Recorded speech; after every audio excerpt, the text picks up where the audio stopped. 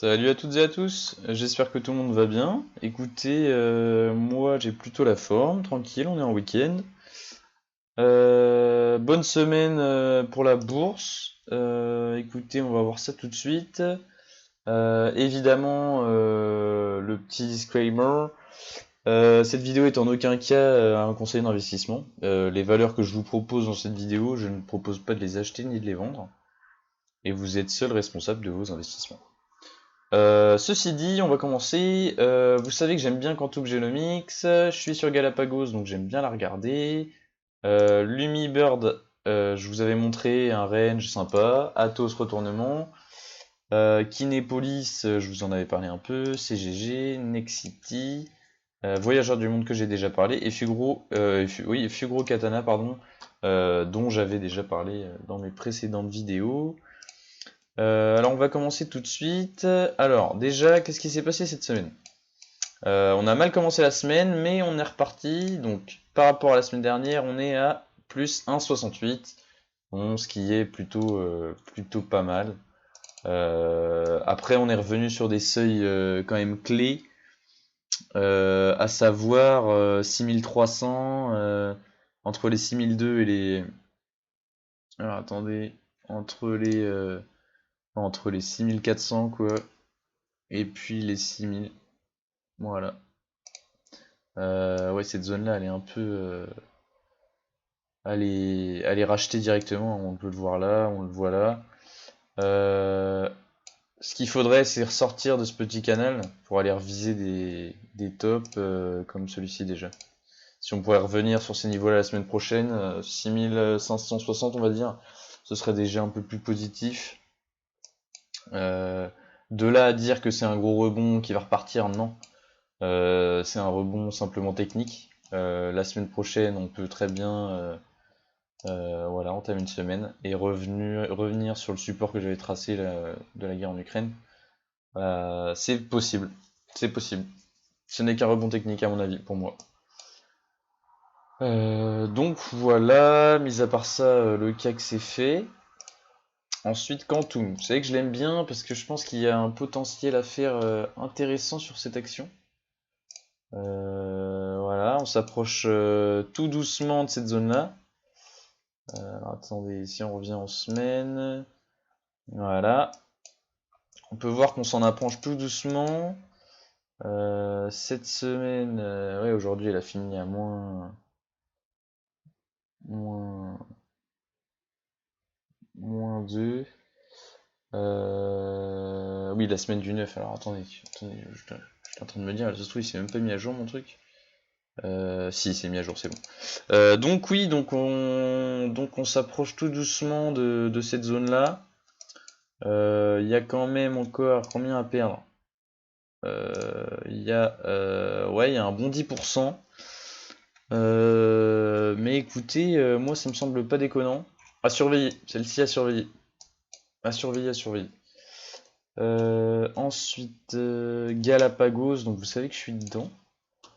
Heureusement, j'ai pas vendu, heureusement.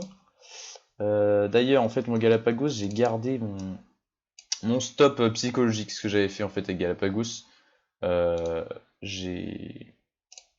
Moi, mon stop est ici. Voilà. Mon stop est pas 52,34, il est à 52,28. Parce que si ça tient, et si ça tient, si ça tient pas, ça peut se casser la gueule encore plus, donc voilà, ce sera là. Ce qui me fait plaisir aujourd'hui, c'est qu'on avait tracé une belle oblique baissière là, qui passait par tous ces points-là. Très belle oblique, et là on l'a cassé aujourd'hui. Donc sympa. Faudrait qu'on clôture dans la semaine sur ces niveaux-là, là. Ouais, 58. Mince. Alors, attendez, tac, tac. 58, ce serait pas mal. Pour après repartir et reviser, comme je vous avais dit, nos objectifs initiaux, c'est-à-dire 64,84, 66,86. Ce serait plutôt bien. Je pense que c'est pas déconnant, hein, je pense qu'il faut la garder. Donc voilà pour Galapagos, intéressante, surtout, j'y reviens, hein, mais cette oblique baissière là, elle est très propre. En plus de ça, il y a un gap si je ne m'abuse. Un gap à la hausse, 55,46, 55,60. Ouais, il y a un petit gap à la hausse, donc c'est plutôt positif sur le dossier. Ensuite, Lumibird. Donc Lumibird, souvenez-vous, je vous en avais parlé. Je voulais vous montrer un exemple et tout ça. Donc je vous avais dit qu'à cette zone-là, fallait acheter. Sauf quand le marché se faisait des frayeurs. Donc là, on est revenu tester des niveaux, à savoir les 18,80 €. Ça rebondit. Moi, j'attends la confirmation lundi. J'attends la confirmation lundi, parce que là, c'est vrai que dans la semaine, elle a perdu pas mal quand même, Galapagos. Pardon, Lumibird. Ouais, elle a perdu 1,60. C'est pas terrible quand même. Donc pareil à surveiller, le niveau clé il est là. Et puis après c'est pareil, là on peut tout à fait mettre un point d'entrée ici, rentrer là, pour un objectif, imaginons ici par exemple, un peu en haut du range, et un stop ici. Voilà. Ça nous fait un ratio de plus de 1 pour 2. Enfin non, un peu moins de 1 pour 2. Donc c'est pas mal. Athos, qui a un peu déçu cette semaine, mais qui reste en retournement puisque c'est beau.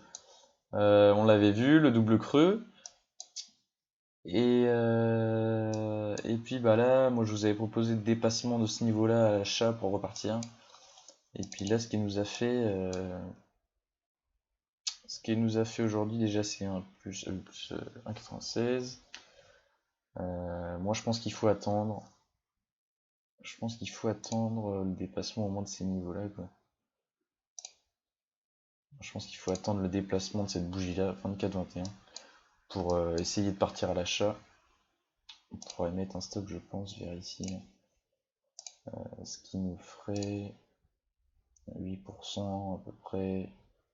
Et 6%, c'est pas terrible. Après, cette bougie est sympa aussi, hein, on pourrait s'amuser, c'est un peu une bougie cadeau. Pardon, une bougie cadeau, en fait, c'est quoi? Vous mettez votre stop au plus bas de la bougie, en fait. Et si vous rentrez ici, vous mettez votre stop à 1,3%. Et vous mettez votre top, après vos objectifs vous les calculez, si c'est ici, c'est ici, si c'est au-dessus, voilà. Mais donc c'est ça une bougie cadeau, c'est une bougie à faible volatilité qui permet de mettre un stop court pour un plus gros gain. Mais par contre c'est plus dangereux parce que si ça va un peu en dessous ou si ça touche ce niveau-là, bah vous serez sorti, donc c'est vrai que c'est pas évident. Mais par exemple, ça c'est pas une bougie cadeau. Parce que si on rentre ici, on a 5%, donc ça c'est pas une bougie cadeau. Quoi d'autre? Ça c'est une petite bougie cadeau ça. On rentre, tac, on peut perdre 2% max. Bon là, par exemple, au final, le mec, là, au lieu de se prendre, le mec qui met pas de stop, hein, au lieu de se prendre à un moins 20%, ou même encore là, à moins 1%, bah oui, enfin là oui, non, là actuellement, à moins 11%, il serait sorti là, à moins 2, avec son stop clôture. Donc c'est un stop qui coûte pas très cher en vérité, quoi. Donc voilà pour les bougies cadeaux. Kinépolis. Kinépolis que j'aime bien vous montrer. Je sais pas trop ce qu'elle a fait. Oula! Alors ça c'est moche. C'est moche. Alors ça pour moi ça paraît à la baisse encore. Puisque là, l'oblique, ouais, l'oblique, regardez, elle est magnifique. Elle est magnifique l'oblique. On passe, attends, elle la tape 1, 2, 3, 4, presque, ouais, 5 fois elle la tape dessus. Donc là c'est pas positif du tout. De plus, on peut voir, les bougies peuvent, on peut les faire parler. Vous allez me prendre pour un fou, mais s'il y a une grosse mèche comme ça là, ça veut dire que elle a ouvert là. Elle est allée à 2,74, mais elle a clôturé qu'à 1,41. Donc ça veut dire que les vendeurs sont là, hein. Donc moi j'attendrai. Et pareil, je vous en avais parlé des seuils clés. Peut-être bien. Ouais, voilà, ça nous arriverait là. Moi j'attendrai ce niveau-là, là, ici, avec cassure de l'oblique. Et en fait, c'est-à-dire, voilà, le cours redescend ici, casse vers le haut, revient se poser sur l'oblique, pour après repartir et recapter sa MM200 au mieux ici quoi. Donc là il y aurait peut-être un beau potentiel. On va calculer ça tout de suite. Ouais, 12%. Après c'est calme hein, Kinépolis, mais donc ouais, ce serait pas mal. Je vais essayer un truc, alors attendez. Ouais. Ouais, ou alors ce niveau-là, 45,04, ça nous amènerait un peu plus bas. Ici, quoi. Voilà. À voir. Je privilégierais un peu plus quand même celui-ci. On va se mettre en semaine pour voir. Attendez. Ouais. Ouais, l'oblique est sympa. L'oblique est sympa. Donc voilà. Vous savez mon point d'entrée sur cette valeur. C'est ce que je ferais. Moi je privilégierais l'oblique là, celle-ci. Celle-ci je vais l'enlever. Alors, CGG c'est pas terrible. CGG c'est pas terrible, on est revenu sur des niveaux clés quand même d'il y a un mois.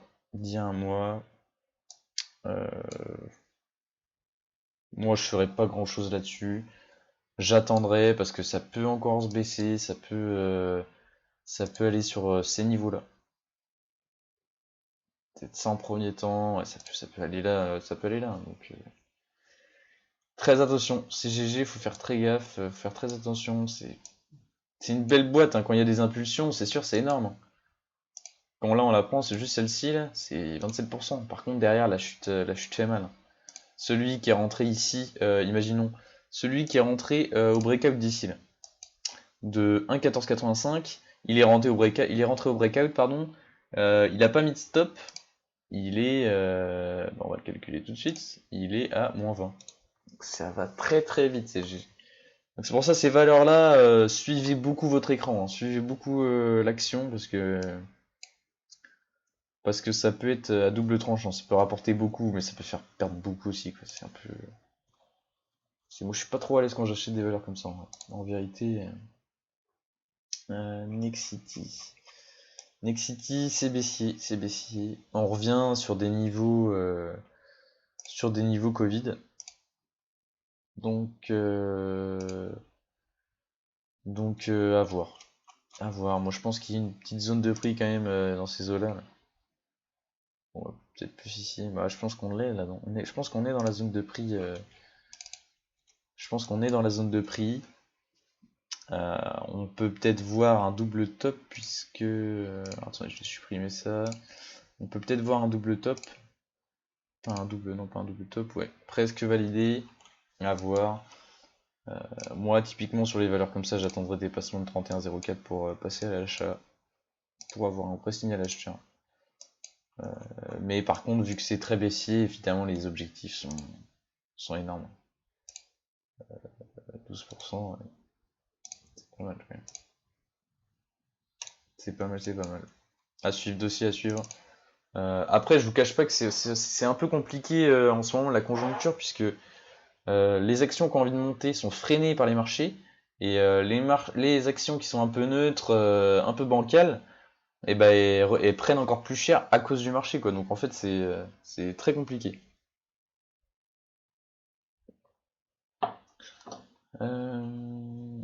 Ensuite, Voyageurs du Monde. Voyageurs du Monde, je vous en avais parlé, parce qu'elle avait fait un beau breakout, je le trouvais plutôt proche.